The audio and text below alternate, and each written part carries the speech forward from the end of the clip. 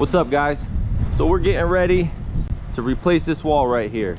You can see this is a CMU style retaining wall, or freestanding wall I should say, because it's not retaining anything. The grade is the same on the other side of the wall. It's amazing that this thing has stayed up as long as it has. You see some of these bows in here. You look right up here at this column, how much you could see at the bottom, and then at the top it's past. It was built pretty poorly in my opinion. The blocks, they weren't filled, and the tops, they weren't covered, so water has been getting in here for all these years and, you know, just freezing. And I'm honestly surprised that some of these blocks haven't blown out. I guess it must be draining from the bottom. You can see here all these mortar joints. Oh, it looks like they used some wire. And then here, I don't really understand why the footing is off-centered like that, but we'll see. We're getting ready to use the bobcat and the excavator to start ripping this wall down. We're going to get this whole thing cleared out of here today. That's the plan. And then we'll start digging the footing.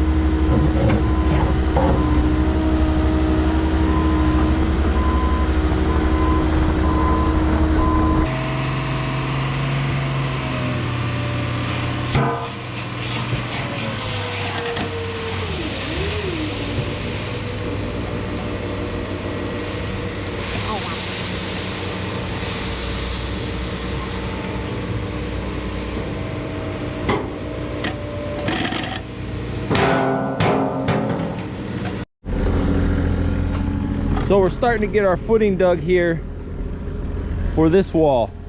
You can see here we ripped the cinder block out. This is the old footing of the wall, which we're not too concerned about. That's staying in there. Our block's actually going to sit probably right in front of it just a little bit because we need to bump out because of these stumps. The blocks are about 24 inches wide. So what we're doing is we're digging our trench about 42 inches wide. So we have about 8 inches extra on each side. We're gonna get rock and roll. We're gonna dig this out and then we're gonna haul the dirt out of here. I already got one load in the trailer, which was basically from down here, and we got to get probably 2 or 3 more.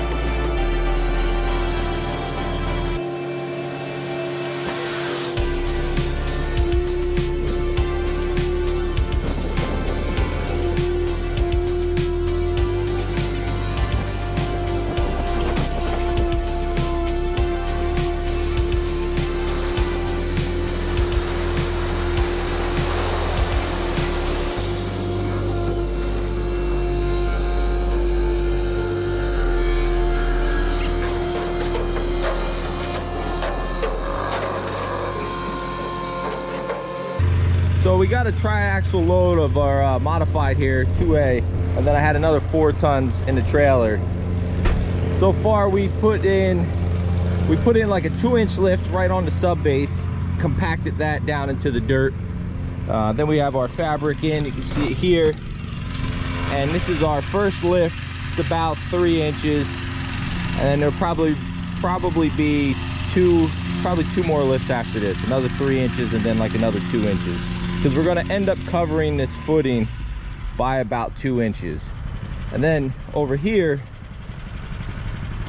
we had to jackhammer out this footing. For whatever reason, this section of wall from right here to about the fence, they did something different. My guess is the wall failed maybe in this spot, and then they had to fix it because this was built differently than this portion of the wall and the remainder. The footing was higher. They used a different type of block, a different concrete. You can see this concrete has like this pinkish, I don't know if the camera's picking it up, like some pinkish color in it. It's super hard. But anyways, we got it out. I don't know if I mentioned it or not, but this section of the wall is going to be 1 course lower into the ground than this wall back here. So there's going to be another course of block underneath this one. And the reason why we're doing that is because of the grade change. As you can see, we don't need to really step it down right here, but we are going to just do it at the corner just because it makes more sense. But we're doing that because if we kept it this same height, this course of block right here is actually above the parking lot elevation by a decent amount. So we have to bury another course of block.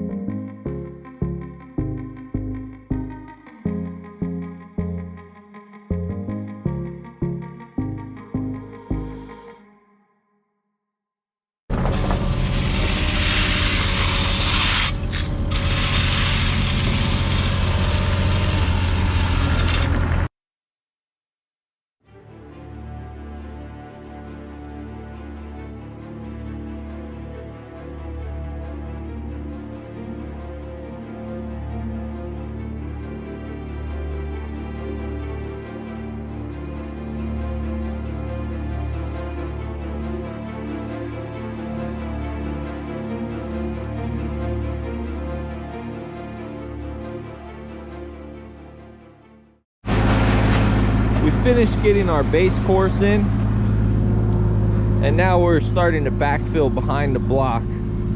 We had some leftover chipstone, which is perfect for backfilling this area over here where our blocks are a little bit tighter. We couldn't dig out as much because of all these stumps here.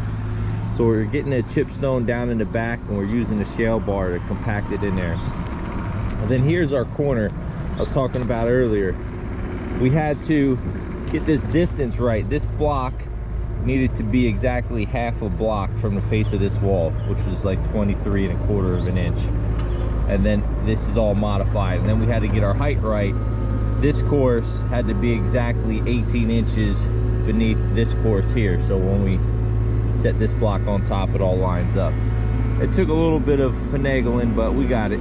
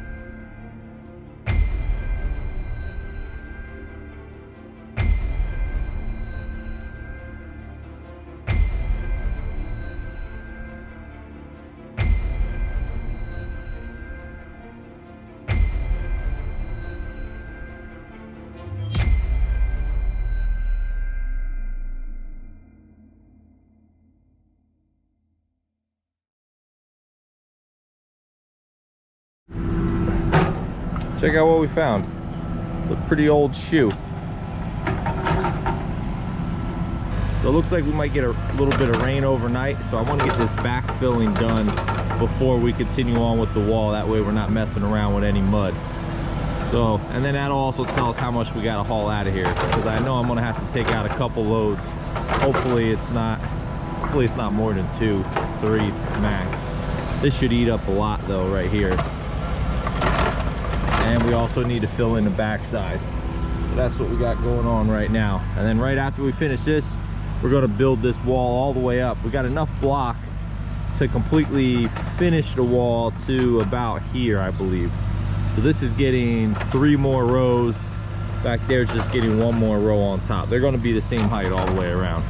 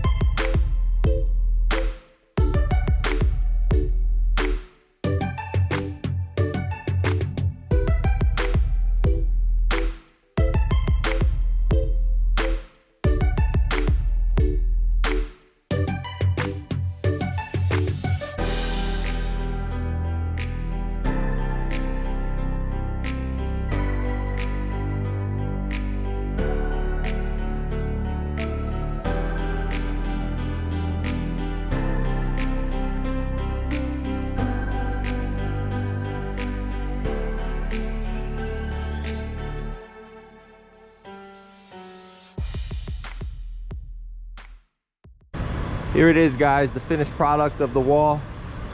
All in all, I think it came out pretty good. I really like the look with these caps on here. You know, the main reason we went with the cap on this side compared to when we built the wall on the other side is we wanted the extra height in the back. You know, we wanted to make sure we had at least 6 feet of height so people couldn't just see over real easily. And this side, that yard on the other side of the wall, ground level is probably like right here, because originally we were going to step the wall down in height so it wasn't so tall, because this is obviously, you know, well over 6 foot. I think we're at, I don't know, 7 foot, 7.5, something like that. But it's because the grade on the other side of the yard is like up here. So again, if you stand on the other side, if I stand on the other side, my head is like to the top of this cap. But I like the look of them. I'll tell you what though, these caps, they're not perfect. Either are the blocks. Anybody who's dealt with big blocks, even small blocks for that matter, you know, they have a lot of imperfections. So you have to work with them a little bit. You know, we were chiseling things off and grinding some things down, but these caps, some of them are a little thicker than others. Like they're supposed to be 6 inches.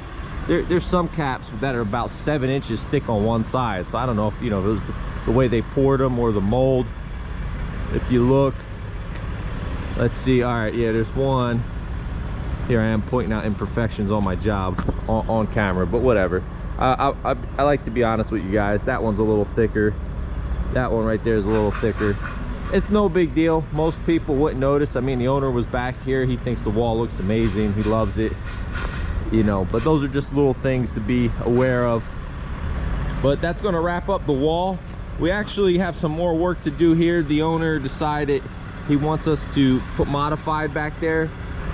We're going to dig that down a little bit to kind of decrease the slope, make it more gradual up towards the wall, and then we're going to put fabric down and modified. But if I record that, I'll make that a separate video. That's something else. They park side by sides up here, and instead of dealing with the mud, he figures if there's stone, it'll be a little cleaner. I told them, you know, they'll have to take it easy driving up and down here, because otherwise you're going to rut the stone up too. As usual, guys, thanks for watching. I appreciate everybody who supports the channel, and don't forget to leave a comment, any questions you have below, and give the video a thumbs up. I'll catch you on the next one.